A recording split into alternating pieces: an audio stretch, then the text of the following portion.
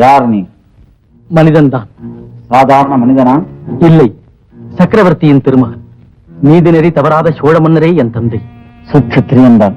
ஆம் சுவாமி. தேச சஞ்சாரம் செய்கிறாயா? இல்லை சுவாமி, நாடு கடத்தப்பட்டவன் நான். காரணம்? நெறி தவறி நடந்தாயா? இல்லை சுவாமி, நேர்மையை கடைபிடித்ததால் தான் நாடோடியான். இந்த இடத்திற்கு எப்படி வந்தாய்? தங்களை தரிசிக்கும் பாக்கியம் பெற ஒரு கால் கடவுளே என்னை இங்கே அனுப்பி வைத்தாரோ என்னவோ. இல்லை மகனே, ஆண்டவன் என் மேல் காட்டிய இரக்கமே உன்னை இங்கே வரவைத்திருக்கிறது. தாங்கள் யார் சுவாமி? கடும் சாபத்திற்கு இலக்கானவன். அதற்கு விமோசனமே கிடையாதா? உண்டு. சொல்லுங்கள் சுவாமி. சத்திரிய குலத்திலே பிறந்தவனாய், அறநெறிகளிலே சிறந்தவனாய், அதி சுந்தரனாய், பிரம்மச்சாரியாக உள்ளவன். அதோ பார், அந்த அக்னிக்கு தன் தேகத்தை தியாகம் செய்தார். அவனோடு என் சாபமும் புசுக்கப்பட்டு சாம்பலாகும். அப்போதே வந்துவிடும் எனது உண்மையான ரூபம். சுவாமி, தங்களை போன்ற ஒரு உத்தமரின் சாப விமோசனத்திற்காக என் உடல் உபயோகப்படட்டும்.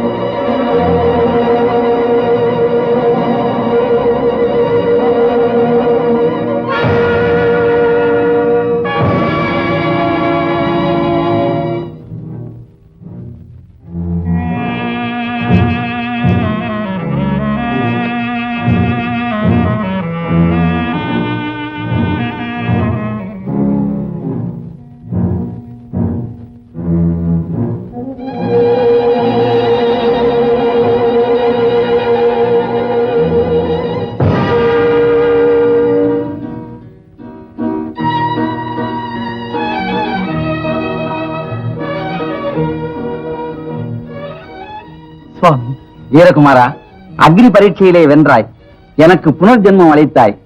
நீ செய்த உதவிக்கு தகுந்தபடி நான் என்ன கைமாறு செய்ய போகின்றேன்? இருந்தும் என் நன்றியை தெரிவிக்க அற்புத மகிமைகளை கொண்ட 3 பொருள்களை உனக்கு அளிக்கப் போகிறேன். ஜெய் சத்குருதேவா. ராஜகுமாரா, இம்மூன்றும் என் குருநாதர் சாண்டில்ய மகரிஷியுடையது. அதிக ஆசையால் அறிவிழந்து இவைகளை அபகரிக்க துணிந்தேன். கடும் சாபத்திற்கு இலக்காகி அந்த கதி அடைந்தேன். உன் மூலமே விமோசனம் என்றும் இவைகளை உனக்கே தர வேண்டும் என்றும் அன்றே விதித்தார் என் குருநாதர். கவனமாக கேள். இந்த தண்டம் தற்காப்பிற்கும் தர்மத்தை நிலைநாட்டவும் துஷ்டர்களை சிக்ஷிக்கவும் உபயோகப்படும். இந்த கமண்டலம் கற்பக விருட்சம் கேட்பதை கொடுக்கும் சக்தி வாய்ந்தது. ஆனால் ஒன்று, தண்டமும் கமண்டலமும் இரண்டும் இரட்டை பிள்ளைகள். கமண்டலம் உடைந்தால் தண்டம் தன் சக்தியை தானாகவே இழைந்துவிடும். இந்த தர்பாசனம் ஆகாயத்திலே பறக்கும், நினைத்த இடத்திற்கு கொண்டு செல்லும் சக்தி வாய்ந்தது. இம்மூன்றையும் இன்று உனக்கு நான் அளிக்கிறேன். இவைகளை நல்ல வழியிலேயே உபயோகப்படுத்த வேண்டும். ஆகட்டும் சுவாமி. ஒரு முக்கியமான விஷயம். என்ன சுவாமி? இம்மூன்றிற்கும் ஆண்கள் கையில் இருந்தால் தான் மகிமை உண்டு, பெண்கள் கையில் இருந்தால் மகிமை இல்லை. ஞாபகம் இருக்கட்டும். அப்படியே மங்களம் உண்டாகட்டும். வைகுண்டா, ஆளு நரிமுகத்துல முடிச்சிருக்காண்டா. அதனாலதான் அபூர்வமான பொருள் அவன்கிட்ட கிடைச்சிருக்கு. அவன் நரிமுகத்துல முழிக்கல, மரண முகத்துல முழிச்சிருக்கான். தள்ளாதவர் கொடுத்தாரு, நம்ம தட்டி பறிச்சிருக்கோம். கல்ல தூக்கி அவன் தலைமையில பட்டார்னு போட்டா தீர்ந்து போகுது. இருடா இருடா, குறி தவறிட்டா திருப்பி அடிச்சுட்டா. டேய், ஆளுக்கு ஒரு கல் எடுத்தா 3ல 1 பலிக்காமலா போயிடும். தூக்குங்கடா. என்ன இல்லடா, கல்ல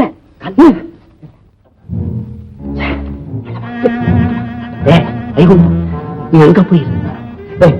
எதுக்கும் நீ முதல்ல அவன் தலைமையில போடு. இல்ல, உன் தலைமையில போட போற.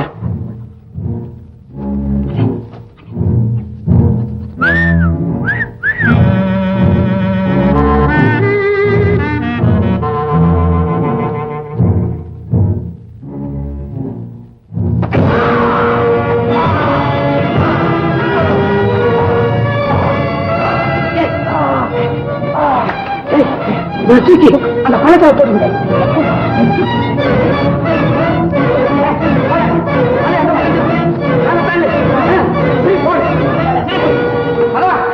அங்கே திரும்பி.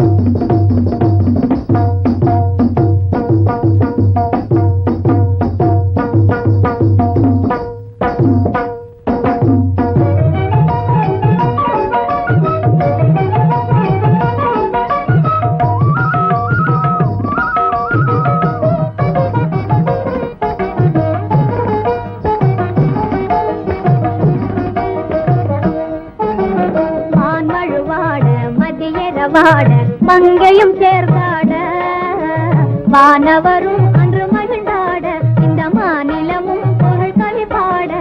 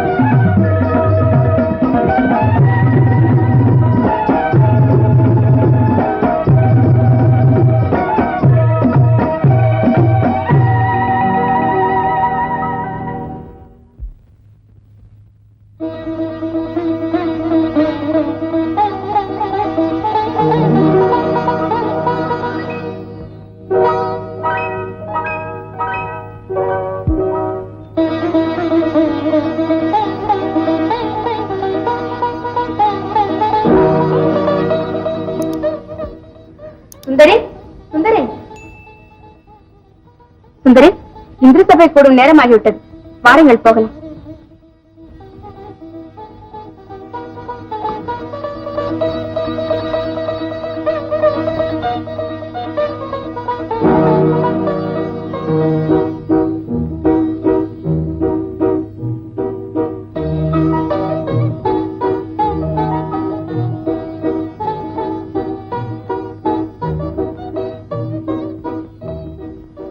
யாரோ மனிதன், மனிதனானாலும் மன்மதனே. கந்தர்வர்களை பழிக்கும் இந்த கட்டழகன் யாரோ, யாராயிருந்தாலும் அதிர்ஷ்டக்காரன் தான். ஏன் இப்படி இருக்கிற? மயக்கம். உங்கள் மதிவதனத்தை கண்டா போதும் பரிகாசம். மயக்கத்தை தீர்க்க மார்க்கம் தேடாமல் கேலி செய்வதா? ஹேமா, ரமா, தாமரையால் விசிறுங்கள், தண்ணீரை முகத்திலே தெளியுங்கள். அப்படியே ஆகட்டும். ஆனால் இந்த சுகுமாரன் தரையிலே கிடப்பதா? பாவம், தலை வலிக்காது. தேவி, கொஞ்சம் கருணை காட்டுங்கள்.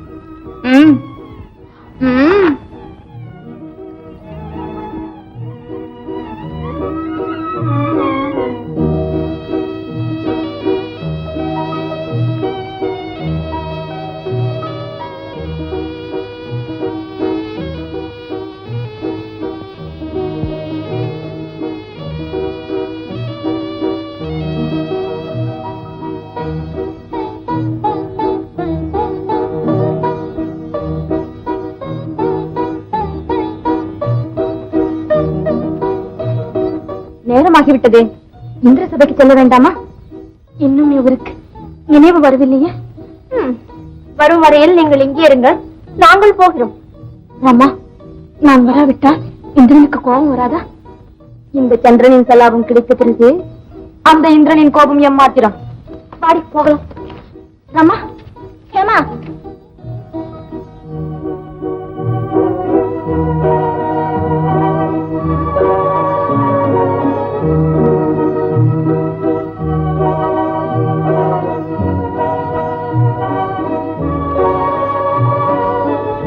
என்ன மயக்கம்? இன்னும் தெளியவில்லையே.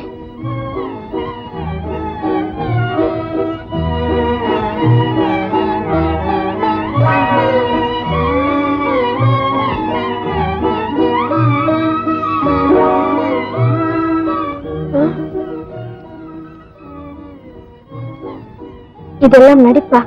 இல்லை, என் இதய துடிப்பு. கலைஞன் அலைன் ஆடினான். இந்த பாக்கியத்தை இழந்து விடுவதா? வேண்டாம் வேண்டாம், மீண்டும் மயக்கம் வரும்.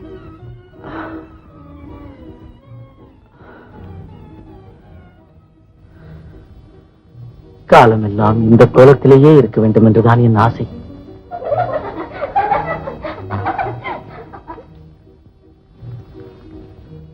நீங்கள் இன்னும் செல்லவில்லையா?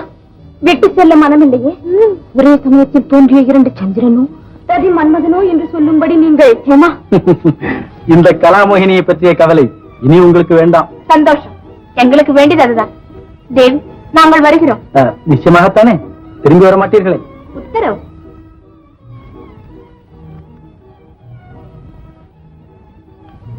கட்டளை பலமாக இருக்கிறது. கட்டளை என்னுடையதல்ல, அதோ அவர்களுடையது. அன்போடு ஆதரித்த அழகுராணியை தனியே விட்டு செல்வது தர்மம். சரணம் சுவாமி, சரணம். தரணம் தேவி, தரணம். என்ன காதல் பிச்சை. நீங்கள் யார்? தேவியின் பக்தன். என் தலையில் ஒரு பலமான அடி விழுந்தது. உணர்விழந்து தட்டு தடுமாறி அருகில் இருந்த நீரில்லாத தடாகத்தில் வந்து விழுந்து கிடந்தேன். மறுபடியும் உணர்வு வந்த போது வானத்தில் பூர்ணச்சந்திரன் பொலிவோடு பவனி புறப்பட்டது. தடாகத்தில் கங்கை பொங்கி எழுந்து உடனே என் காயமெல்லாம் மாறி என் தேகத்தில் புதிய சக்தியும் உற்சாகமும் ஊற்றெடுத்தது. அந்நேரத்தில் எங்கிருந்தோ மதுரமான தேவகானம் ஒன்று காதுகளில் ஒலித்தது. அந்த ஒலி வந்த திசையை நோக்கி நடந்தேன். இங்கு வந்து சேர்ந்தேன். அதிர்ஷ்டசாலி, வரவேண்டிய இடத்திற்கே வந்து விட்டீர்கள். விழ வேண்டிய இடத்தில் தான் விழுந்தீர்கள். அந்த தடாகம் ஒரு புனிதமான இடம். கார்த்திகை பௌர்ணமி தினத்தில் ஆதிசக்திக்கும் சிவனுக்கும் அபிஷேகம் செய்வதற்காக தேவக்கன்னியர்களான நாங்கள் பூலோகத்திற்கு வருவோம். பூர்ணச்சந்திரனின் ஒளி பூமியில் பட்டவுடன் ஆகாய கங்கையும் அந்த தடாகத்தில் பொங்கி விடுவாள். அந்த புனித ஜலத்தின் ஸ்பர்சத்தினால்தான் நீங்கள் புதிய உணர்வு பெற முடிந்தது. அதனால் தான் நானும் உன்னை காண முடியும். அதற்கட்டும் தேவேந்திரன் சபையில் நாட்டியமாடுபவள். இந்திரனா? ஓஹோ, 1000 கண்கள் படைத்த அந்த இந்திரன் தானே? நன்றாக இருக்கிறது. அவனை பற்றி பலவிதமான கதைகள் சொல்கிறார்களே. முடியாது, உன்னை நான் அங்கே போக விட மாட்டேன். சரணம் சுவாமி, சரணம். தரணம் தேவி, தரணம். நான் சபைக்கு செல்ல வேண்டும். முடியாது. என்னானாலும் இந்த சபையை விட்டு நீ போக முடியாது. இங்கே உன் நடனம் இருந்து நடக்கத்தான் வேண்டும். அது வருஷத்திற்கு ஒரு முறை கார்த்திகை பௌர்ணமி என்றுதான். அதெல்லாம் எனக்கு தெரியாது. இனி வருஷமெல்லாம் நடக்க வேண்டும் என்றுதான் இந்த இந்திரன் கட்டளை. ஸ்வர்ண சுந்தரி, சுந்தரி, சந்திரனை ஜடையில் தரித்த சங்கரநாணையாக சொல்கிறேன். உன் பார்வையிலே உள்ள இனிமை, உன் பேச்சிலே நான் கண்ட புதுமை என்னை உன் அடிமையாக்கிவிட்டது. பார்வதி பரமேஸ்வரன் சாட்சியாக கந்தர்வ முறைப்படி உன்னை என் மனைவியாக ஏற்றுக்கொள்கிறேன். இனி ஒரு வினாடி கூட உன்னை பிரிந்திருக்க முடியாது. சபை முடிந்தது. இங்கே ஓடிவர வேண்டும். வராமல் இருக்க என்னால் தான் முடியுமா சுவாமி? ஆகாரம் இல்லாம எத்தனை நாளைக்குடா அப்படி உட்கார்ந்து இருக்கிறது? எப்பா, எனக்கு பசி கொள்ளு. நான் சமாதானம் தேவைன்னு தீர்த்துக்கிட்டப்பா. அப்படி வேடா வழிக்கு, அப்படி வந்தாவல ஆளுக்கு ஒண்ணு எடுத்துக்கலாம். அப்ப எனக்கு என்ன? அப்ப எனக்கு என்ன? அவசரப்படாத. டேய் தண்டம், உனக்கு தண்டம். போறேன், உனக்கு பாய். மத்தவன் நான் எடுத்து. மத்தது என்னடா மத்தது? கேட்டதெல்லாம் கொடுக்கும் கமண்டலத்தை நீ அமுக்கிக்கிட்டு தலையில அடிக்கிற தண்டத்தை ஏங்கிட்ட தள்ளான்னு பாக்குறியா? நடக்குமாடா? அத்தானே, தங்கமான கமண்டலத்தை இவ வச்சுக்கிட்டு பறவை போல பறக்கிற பாய் எனக்கு தரவானாம் இல்ல? அதைய பாரு. கமண்டலம் எனக்கு வேணும். எனக்கு தாண்டா கமண்டலம். எனக்கு நீங்க வழிக்கு வரமாட்டீங்க. நானும் காலு கட்ட அவுத்து விட போறது இல்லை. பட்டியா கிடந்து சாகு. நான் எதுக்குடா சாகுறேன்? டேய், அண்ணாதாரம் இல்லாம போனா சாகாம என்னடா செய்வ? காட்டுல கிடக்கிற ஆடு மாடுகள் எல்லாம் தலையை தின்னுட்டு உயிரோட இல்ல, அந்த மாதிரி நான் 4 தலையை பிடிங்க வாயில போட்டுக்கிட்டு உயிரோட இருக்கேன். நீ தாண்டா சாவுவேன். ஏண்டா, அந்த விஷயம் கூட எனக்கு தெரியாத? நானும் அதே தலையை தின்னுக்கிட்டு உயிரோட இருக்கிறேன். தலையை தின்னுக்கிட்டு போங்க. தின்னு, எல்லாரும் தின்போம். தின்னு.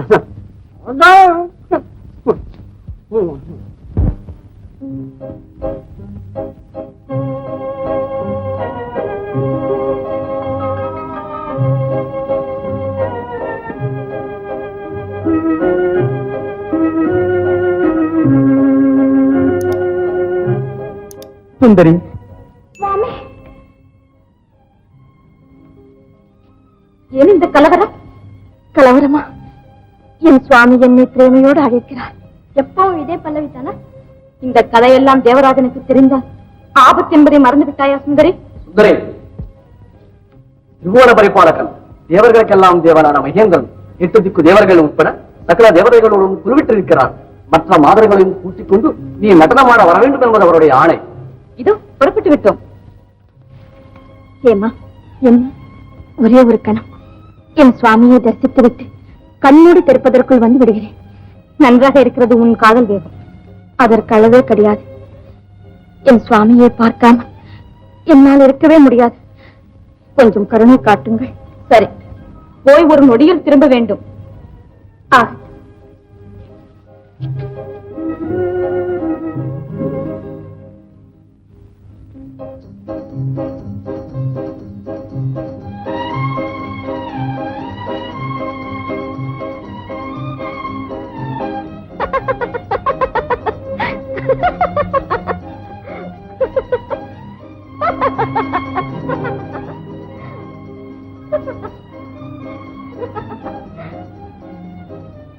சுந்தரி, சுந்தரி, கண நேரம் கூட என் காதலர் காத்திருக்க மாட்டாரா?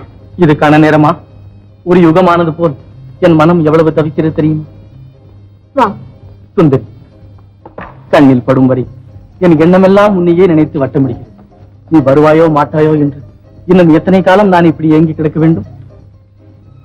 இனிமேல் அந்த கவலையே வேண்டாம். நீங்கள் அழைத்தவுடன் உங்கள் எதிரையே காட்சியளிப்பேன். அது எப்படி சுந்தரி? ஒரு மானிடன் குரல் தேவலோகத்திலே கேட்டிடுமா? நிச்சயமாக கேட்கும்.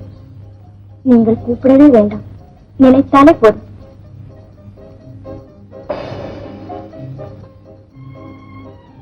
அன்போடு என்னை நினைத்து வேணுகானம் செய்தால் ஓடி வந்து விடுவேன். இதற்கு அவ்வளவு மகிமையா? நம் காதலின் மகிமையே அது. என் மனம் அப்படிப்பட்டது. நான் வருகிறேன். பார்த்தாயா, வந்து வினாடி கூட ஆகவில்லை, அதற்குள் வருகிறேன் என்கிறாய். காதலர்களுக்கு காலம் போவதே தெரியாது. யுகமும் வினாடியாகத்தான் இருக்கும்.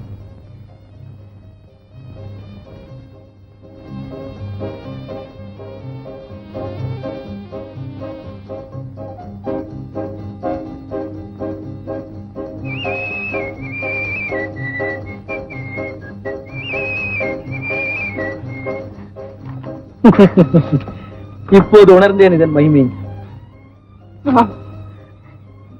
களங்கமில்லாத நம் தெய்வீக காதலின் மகிமையே. சுவாமி, உங்கள் குறும்பு விளையாட்டெல்லாம் இத்தோடு கூடாது. வெண்ணிலவிலே என்னை நினைத்து வேணுகானம் செய்தால் நேரில் தோன்றுவேன். அப்படியே சுந்தரி.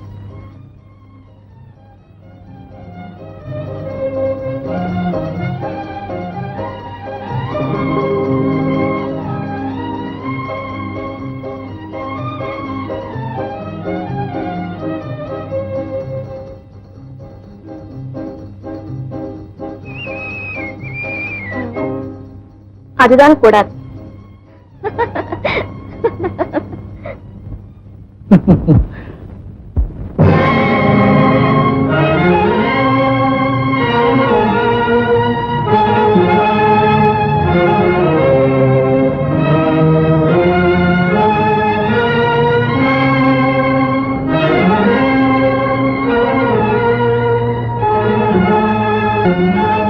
ராமா, என்ன செய்வது? இன்னும் வர காணமே. என்ன செய்வதோ?